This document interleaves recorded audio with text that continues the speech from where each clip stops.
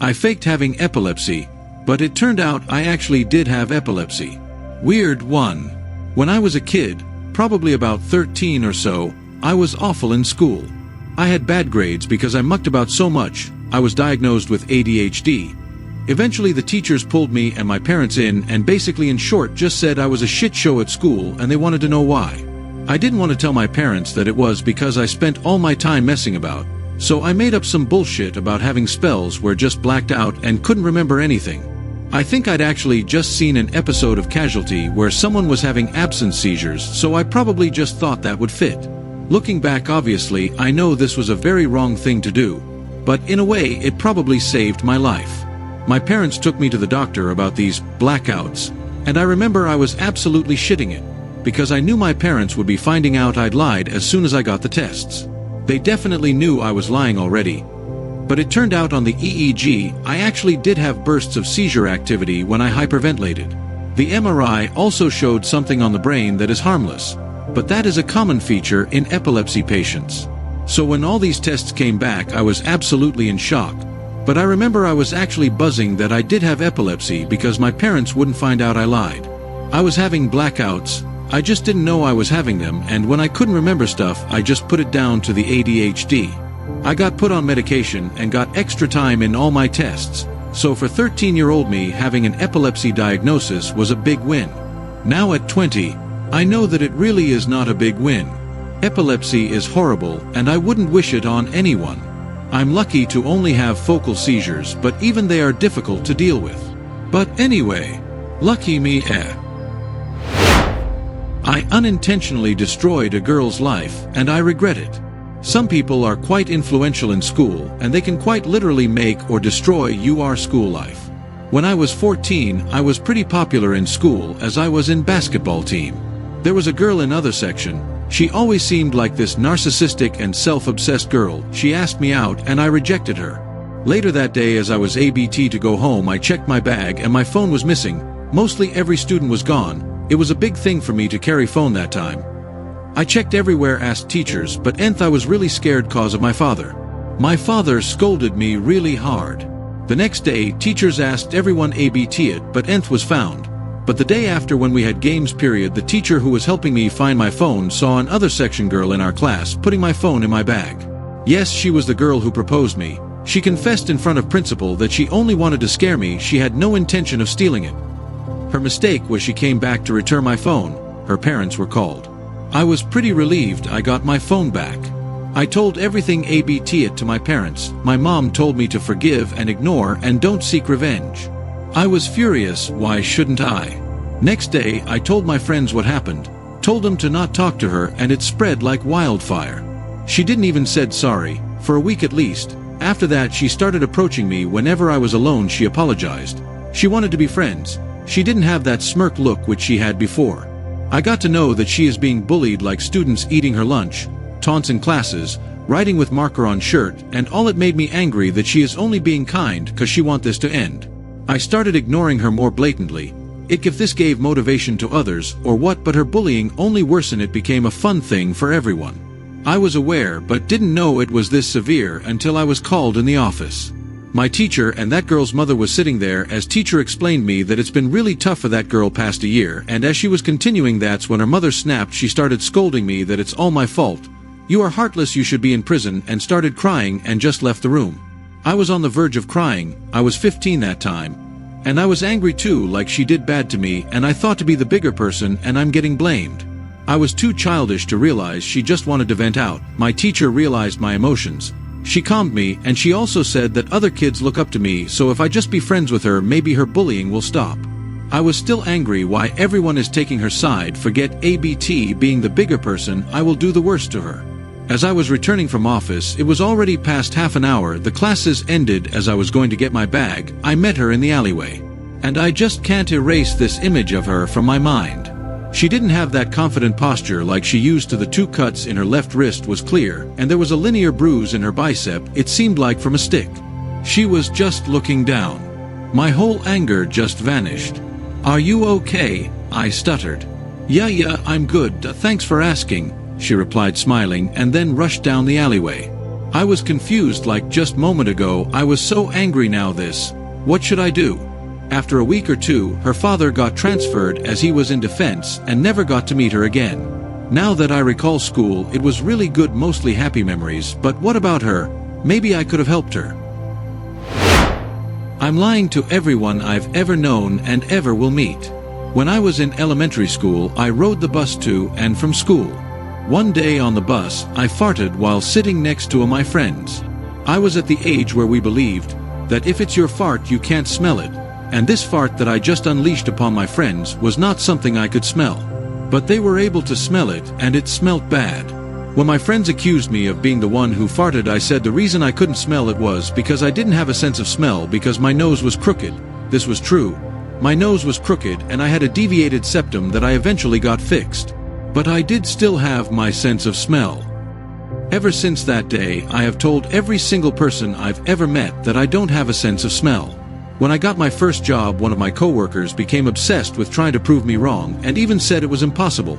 After some research, I found that there is a condition called anosmia where someone can partially or completely lose smell. Since then, I've always claimed to have this condition, and because no one can prove it's false, I'm able to get away with it. I always do my absolute best to never react to smells, and I've gotten very good at it. I'm still able to smell everything perfectly, and I really enjoy some smells, but I never talk about smells, and I never try to smell something more than once so I don't make it obvious.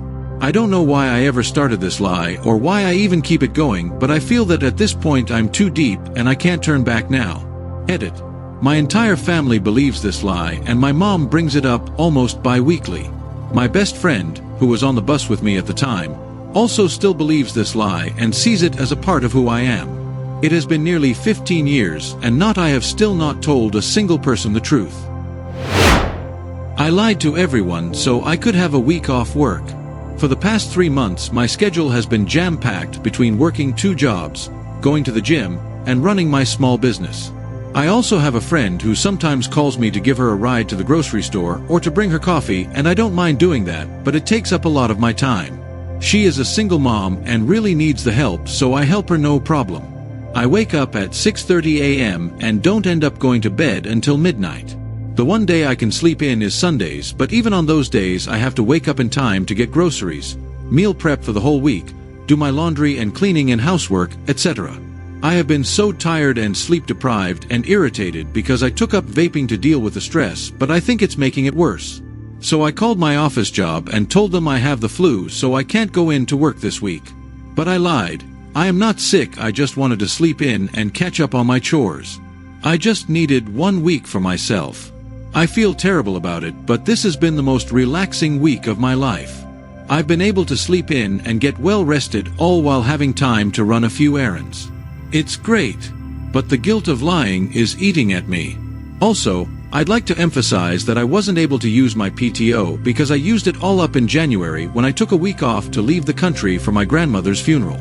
And I only get 40 hours PTO a year. It's Friday and I go back to my second job today and back to the office on Monday. They're going to see that I'm not sick. My anxiety is racing and all of my relaxation is gone. Update. I just finished my week back at work after my sick leave.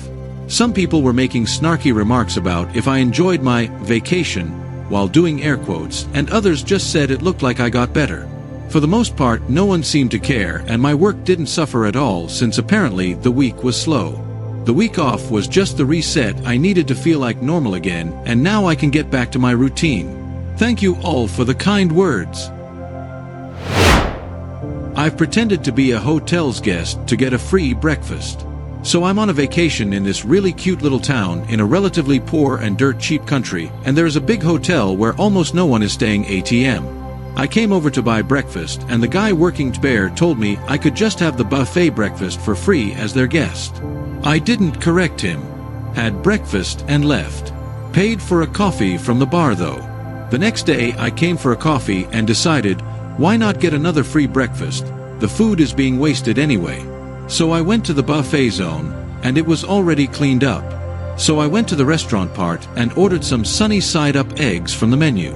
Only again, another worker probably thought I was their guest who missed the breakfast and brought me the whole anter of things, including fruit and whatever else they had left from the breakfast. When finished, I thought I should ask how much I owed them, since I was at the restaurant now. I came to the lady at the counter and she asked if I was their guest, and I immediately fired, yes. She asked what room I was staying at and I randomly said 402, sounding really dumb and obviously lying. She then pulled out a sheet of paper with all the rooms occupied, about 12. Luckily 402 was among them, but the occupant's name was something like Edward, who I'm clearly not. She asked what my name was and I squeaked, Edward, and then proceeded giving her and the waiter the money, but they refused, saying that the guests of the hotel have breakfast included. I'm rich as fuck by the country's standards, mind you. So I rushed out and then before leaving the premises realized how bad that was. Came back. Told her I wasn't Edward and I wasn't staying there. She said calmly, yes I knew, but that was your choice. I asked if I could pay for breakfast and the whole thing was only $5. Cheap, poor country. I didn't have the heart to mention I did it the day before, so that's still on me. After I pious, she smiled warmly and wished a good day to me. A sweet lady. And a sweet man who thought I was staying there. I feel like shit even though I came clean and apologized. And really grateful she let me get away with it initially and rethink my fucked up ways. My whole family thinks I've been sober for the past year.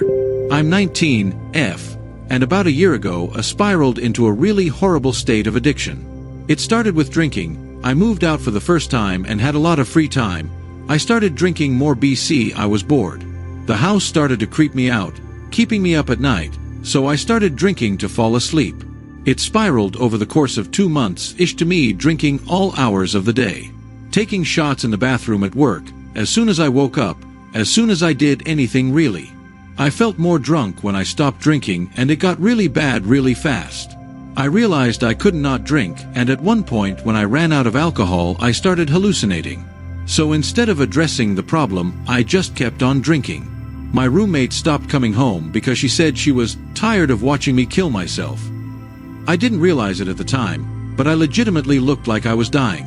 And I was dying. I don't remember anything leading up to it, but I fell into a drug binge. I stayed up doing coke with friends for days on end, and when I ran out I would pop a Xanax to help me sleep it off. I slept for 2 days at one point, according to my roommate. One night after falling asleep after a coke binge, no Xanax involved, I had 2 back-to-back seizures.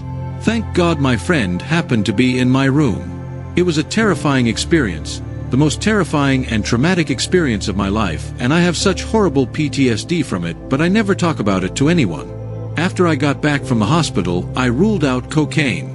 I don't remember how the next part started. I just remember waking up, and a week had gone by and I had been doing benzos and oxys for the entire time. I don't remember a thing, and it's terrifying. I know that the guy who was giving them to me had laced me with fentanyl, which led to me overdosing and back in a hospital, and I've been told that he also raped me. I could go into a lot more detail, but I ended up in rehab for a while, followed by intensive outpatient treatment. I'm 19 now, and everyone thinks I've been sober since. I mean, to be fair, I really have gotten my shit together. I started my first year of college straight out of rehab and finished with good grades. I've made good friends, found a healthy relationship, moved into a new apartment, started teaching art classes, and have genuinely been relatively happy. But I'm not sober. I was actually only sober for 3 weeks. All I can say is that I feel I have control now, but I'm sure I said the same thing then.